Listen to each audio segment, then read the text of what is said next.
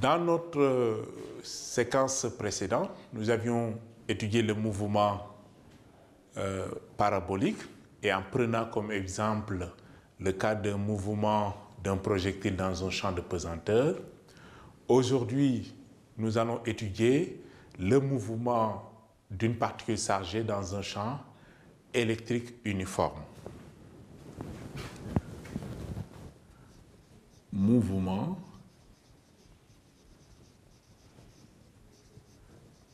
d'une particule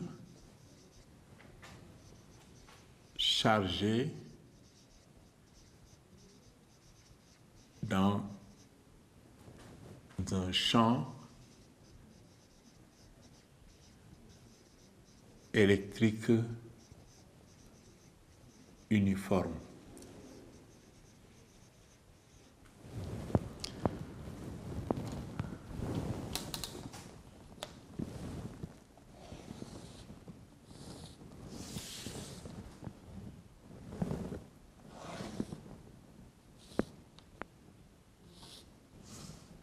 Alors pour cela, nous allons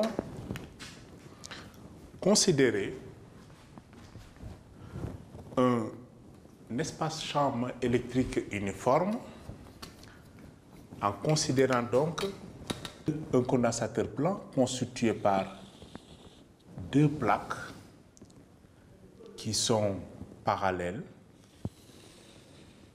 où on applique une DDP, donc c'est-à-dire que la plaque B, la plaque A, la plaque B négative, la plaque P positive, où à l'intérieur aura une tension U à B qui sera notée U, donc il y aura ici donc une valeur positive. Alors, nous considérerons que la particule va pénétrer dans cet espace-champ avec une vitesse V0 en un point équidistant des deux plaques, donc O, avec une vitesse V0 parallèlement aux plaques.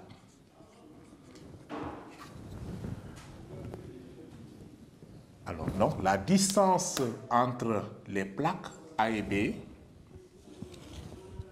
appelée D, c'est-à-dire donc cette distance est D sur 2, celle-là aussi est D sur 2. La longueur des plaques sera notée L. La longueur des plaques sera notée L.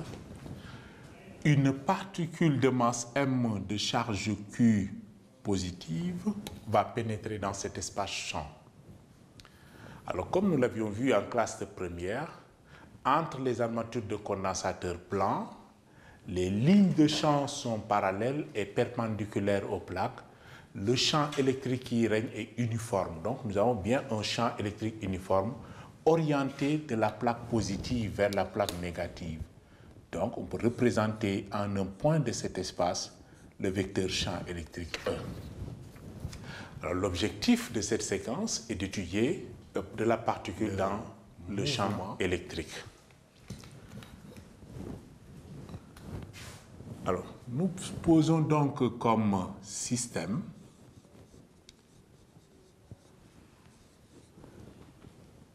la particule qui est caractérisée par sa charge positive et sa masse M. Nous choisirons comme référentiel le référentiel terrestre, qui aussi sera supposé galiléen. Nous ferons donc le bilan des forces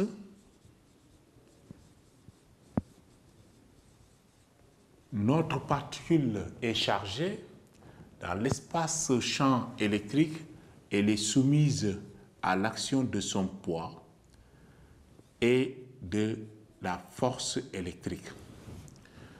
Dans notre cas, où nous allons utiliser une particule élémentaire des masses extrêmement faibles, nous considérerons que l'intensité du poids est très négligeable devant la force électrique. Et par la suite, donc, la particule n'est soumise qu'à la seule action de la force électrique.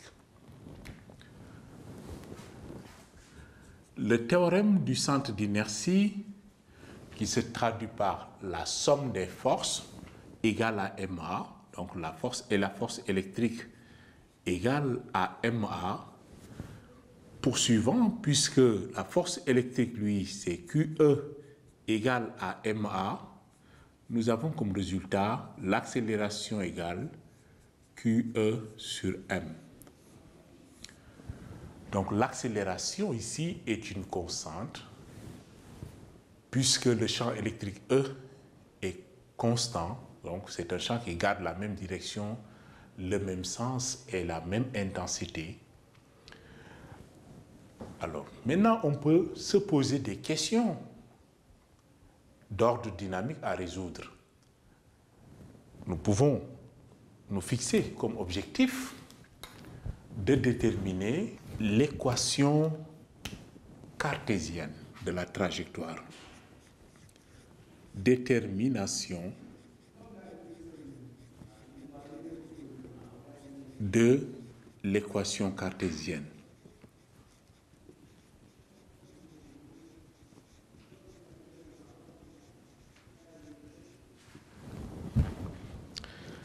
Alors, pour la détermination de l'équation cartésienne, nous allons passer par la détermination des équations horaires, puisque la relation de l'accélération est une relation vectorielle. Nous allons définir un système de projection de la relation vectorielle afin de déterminer les composantes de l'accélération dans le repère choisi. Alors, donc, nous considérons donc cet axe-là comme étant l'axe OY. Suivant X, choisissons l'axe parallèlement à V0. L'axe X.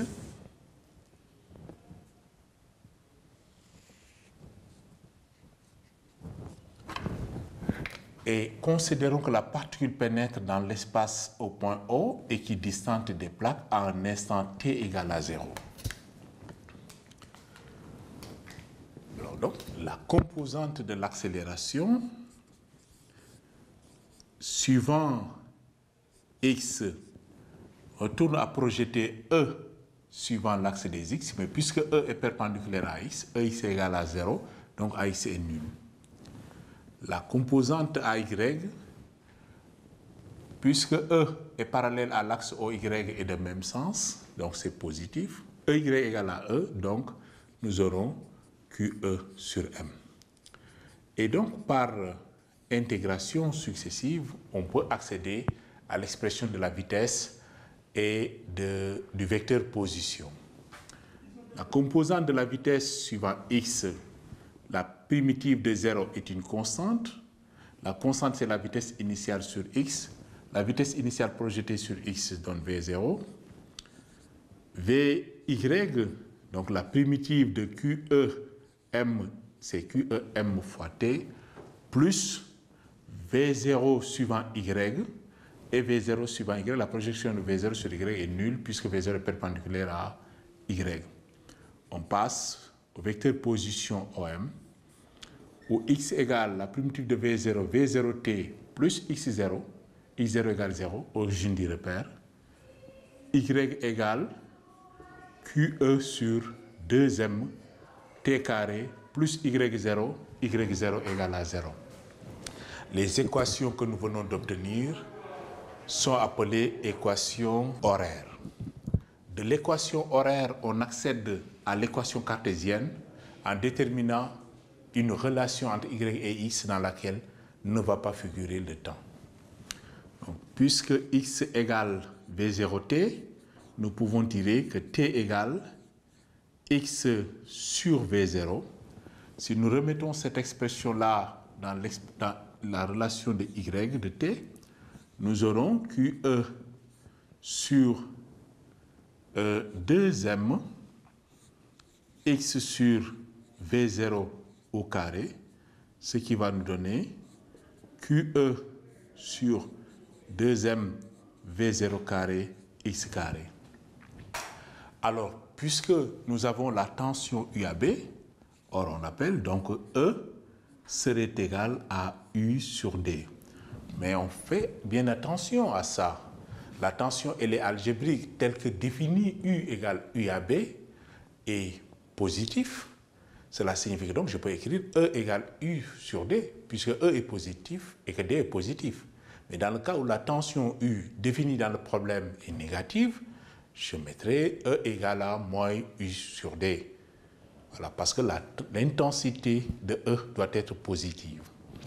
Donc, nous aurons comme relation QU sur 2MD V0 carré X carré.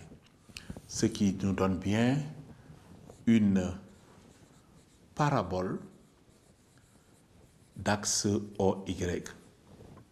Ce sont les paraboles de type Y égale AX carré, donc où l'axe OY constitue un axe de symétrie. Si nous regardons bien le coefficient A, QU 2 sur 2MD V0 carré est positif. Cela signifie que donc la parabole est retournée vers les Y positifs. Donc, tangentiellement à V0, donc nous constituons une parabole donc vers les Y positifs, où nous considérerons le point S comme étant le point de sortie du champ. Alors, le sens de déviation de la parabole pourrait être déterminé d'une autre manière, parce que dès l'entrée de la particule dans le champ, la particule est soumise à l'action de la force électrique. Puisque Q est positive, cela signifie que donc F et E doivent être de même sens. Donc la force électrique, dès le début, est là, la force électrique. Donc il draine la particule vers le haut, ce qui explique l'incurvation de la trajectoire vers le haut. Mais aussi, nous pouvons raisonner en termes d'interaction. Donc la charge, une charge positive, peut être considérée en interaction avec les plaques, et que donc la plaque positive repousserait donc la charge, et donc qui sera aussi attirée par la plaque négative. Donc ce qui montrerait aussi le sens de l'incurvation de la trajectoire. Nous venons donc de déterminer l'équation cartésienne de la trajectoire y égale QU sur 2MD V0 carré x au carré. Maintenant, pour la suite, nous allons essayer de nous intéresser au point de sortie S de la particule du champ, en essayant par exemple de montrer comment on peut déterminer la date de sortie, la vitesse au point S, ainsi que les coordonnées, la position du point S. On va mettre donc date, position et vitesse au point S. Voilà, donc pour déterminer par exemple la date, TS, où le mobile va arriver au point S, nous retournons simplement aux équations horaires. Nous savons qu'au point S, x de S est égal à l'abscisse du point S est égal à la longueur des plaques L. Voilà. Donc, puisque x est égal à V0t, donc au point S, nous avons TS et en ce point x égale L. Donc la date TS, L sur V0. L sur V0. Alors, donc nous pouvons ensuite nous intéresser à la détermination de la position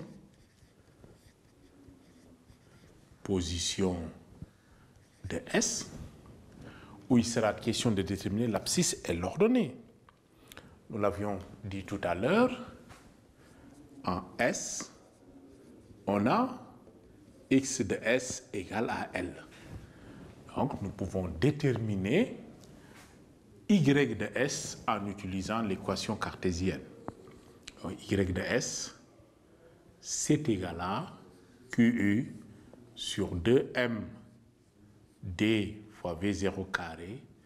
X de S sera remplacé par L, nous avons L carré. Nous avons donc Y de S et X de S. Nous pouvons aussi de même déterminer la vitesse. Vitesse au point S. C'est possible. Donc, la vitesse au point S, en revenant sur les équations horaires, V au point S, la vitesse suivant X au point S, avec les équations horaires, c'était V0, donc une constante. La vitesse suivant Y au point S, nous avions comme équation QE sur MT, donc nous aurons à la date TS. Lorsqu'on calcule ici la valeur de TS, de façon simple, on peut le remplacer ici et calculer directement. Ou bien, remplacer E par QU sur D, remplacer TS par L sur V0, ce qui nous donne donc les coordonnées de S. Si nous voulons obtenir l'intensité ou la norme, nous ferons donc Vs égale racine carrée de V de S, Vx de S au carré plus Vy de S au carré. Ceci donc nous permettra de calculer la vitesse en S. On peut même plus s'intéresser à la direction que fait ce vecteur par rapport à l'axe OX. La vitesse S étant tangent à la trajectoire, donc V de S, on peut bien s'intéresser donc à la déviation angulaire, donc θ, ici l'angle que fait le vecteur Vs avec l'axe OX. Donc on avait bien dit que cette distance-là, c'est l'ordonnée du point S, Y de S. Voilà. Donc ici, lorsqu'on voudrait s'intéresser à la direction du point S, nous pouvons appliquer I, tangente donc de θ égale à la composante de la vitesse de S suivant Y sur la composante de la vitesse de S suivant X, ce qui peut nous donner la déviation θ. θ, c'est bien une déviation angulaire. Déviation angulaire. Voilà. Donc, nous allons, par la suite, essayer donc de voir comment il est possible de déterminer aussi la déviation linéaire, c'est-à-dire donc la déflexion électrique. Pour cela, nous considérons un écran placé ici, écran, où l'écran, si on prend le milieu des plaques, ici I, ce milieu des plaques, on peut situer l'écran par rapport au milieu des plaques et considérer la distance D comme étant la distance entre l'écran et le milieu des plaques, ce qui n'est pas toujours le cas. L'écran peut être situé par rapport au bord supérieur de l'écran, la distance D, par rapport au milieu, comme dans notre cas, comme aussi ça peut être par rapport au bord inférieur des plaques. Donc dans les exercices, on peut trouver des variantes sur ça. Mais ce qui est important encore à noter, c'est que lorsque la particule va sortir du champ, la particule n'est soumise à aucune force. on a négligé le poids, il n'y a plus de champ électrique. Donc la résultante des forces est nulle, c'est le principe d'inertie. La particule donc est animée d'un mouvement rectiligne uniforme de vitesse V0. Donc en dehors du champ électrique, la particule continue en ligne droite, donc sa trajectoire en ligne droite, et va buter la plaque en un point P. Voilà, donc c'est une droite de façon rectiligne. Donc on a, sa trajectoire est composée d'un arc de parabole à l'intérieur du champ et une droite à l'extérieur donc du champ. Alors si la particule, s'il n'y avait pas de champ électrique, la particule allait continuer tout droit et frapper l'écran au point O'. Par l'existence du champ électrique, le point O' d'impact a été dévié pour venir au point D. Donc la mesure de cette distance-là, algébrique bien entendu, O'P est appelée la déflexion électrique. Nous allons voir comment déterminer l'expression de cette déflexion électrique.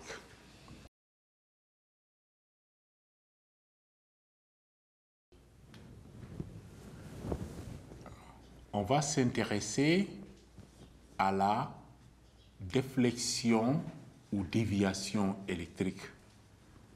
Déviation électrique.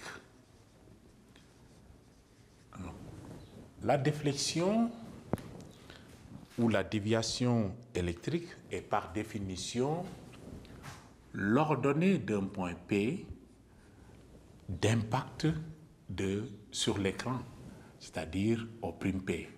Comme étant ordonné dans le repère, c'est pourquoi il faut mettre la mesure algébrique de P.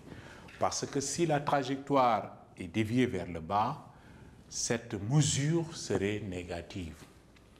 Alors, nous allons considérer pour la détermination de la déflexion électrique, rappeler une propriété mathématique sur la parabole d'axe OY. En mathématiques,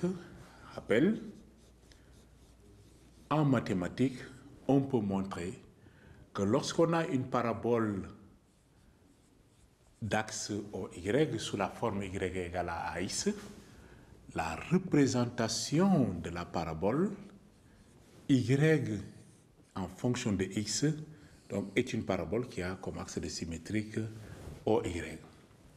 Si vous prenez donc, ça veut dire que un point M dont l'abscisse est x de M, la tangente à M en la parabole va couper l'axe des abscisses en un point I dont l'abscisse est x de M sur 2. C'est cette propriété qui sera utilisée ici. C'est-à-dire que donc la tangente en une parabole d'axe OY d'abscisse XM coupe l'axe des abscisses au point d'abscisse x de M sur 2. Donc, reproduisons cette situation ici. Nous avons ici la parabole d'axe OY. Donc, lorsque la vitesse étant tangente à la trajectoire, donc si nous prolongeons la vitesse, voilà, la tangente va couper donc la parabole, l'axe OX en son milieu I, puisque le point S a comme abscisse L, donc le point I aura comme abscisse L sur 2. Alors, l'angle θ, la déviation angulaire qui est là, se retrouve ici.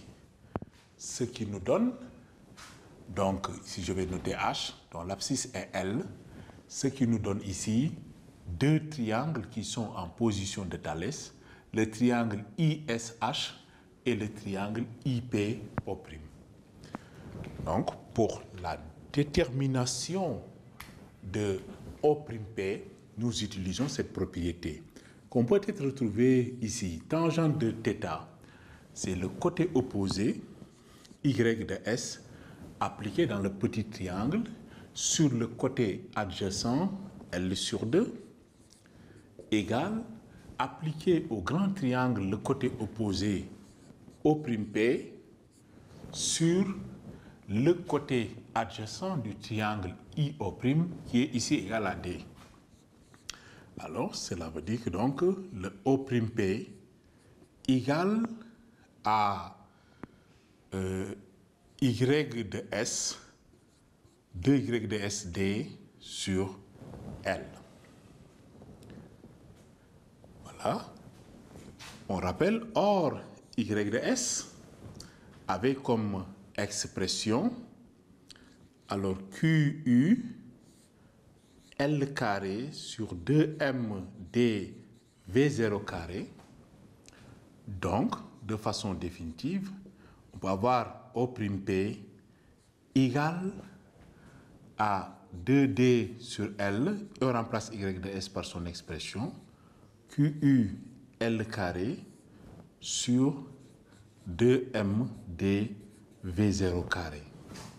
Donc O'P égale, en simplifiant par 2, en simplifiant aussi par L, on aura QU D sur QU DL sur MD V0 carré.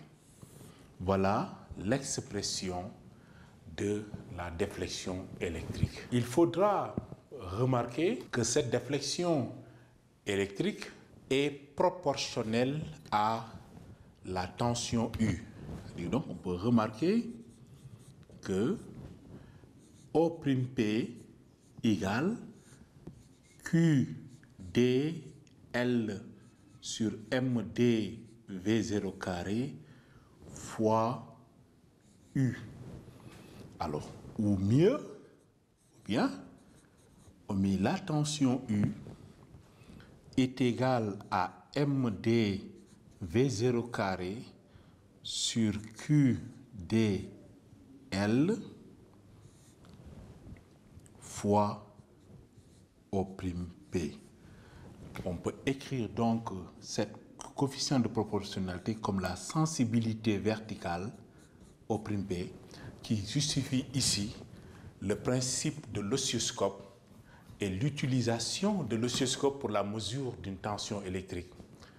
Comme il y a une proportionnalité entre la déflexion et la tension, donc la mesure de la déflexion, de la déviation du déplacement du spot ou de la trace lumineuse sur l'écran de oscilloscope, cette mesure-là peut permettre de calculer, n'est-ce pas, la tension.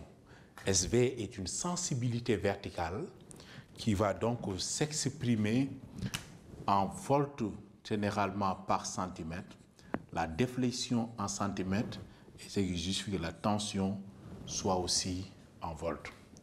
Donc, ce mouvement-là trouve comme application le principe de l'oscilloscope et son principe de fonctionnement, et aussi explique pourquoi on peut, en seconde, on utiliser un oscilloscope pour la mesure de la tension. Et d'ailleurs, de voir nettement l'algébrisation de la tension, puisque si O'P est négatif, ça veut dire donc la tension devient négative. Si la trace lumineuse se déplace vers le bas, alors nous mesurons, nous visualisons une tension négative. Après donc la déflexion électrique, nous allons nous intéresser aux conditions de sortie de la particule dans le champ. Est-ce que pour toute valeur de V0, pour toute tension appliquée, la particule va émerger du champ, ici sans buter la plaque supérieure? C'est ce qu'on appelle donc une condition d'émergence. Nous allons déterminer donc la condition d'émergence.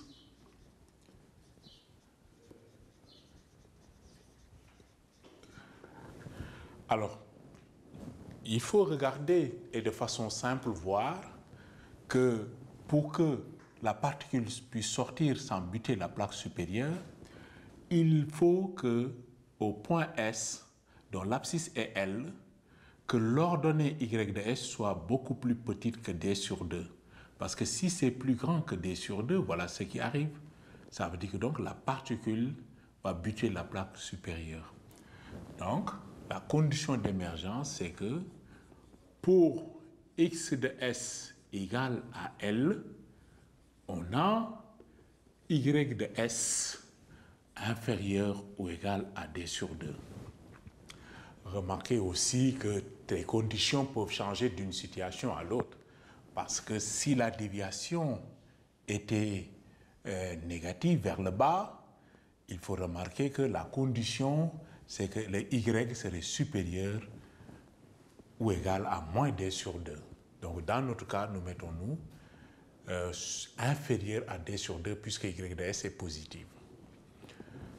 Alors, or, nous rappelons l'expression de y de s qui était QU L carré sur 2MD V0 carré, donc doit être inférieur ou égal à D sur 2. Alors, le problème peut être de deux natures. On peut connaître la vitesse de la particule et demander la condition sur la tension, ou pour une tension donnée, demander la condition sur la vitesse. Nous allons essayer de voir les deux situations. Alors, il faut remarquer ici que donc QU L au carré égale, on peut simplifier par T2, c'est MD carré V0 carré. Donc, inférieur ou égal. Alors, puisque QI aussi est QL carré positif, il faut que U soit inférieur ou égal à MD carré V0 carré sur QL carré. Donc, pour une vitesse V0 donnée, pour que la particule émerge, il faut que la tension soit plus petite que ça.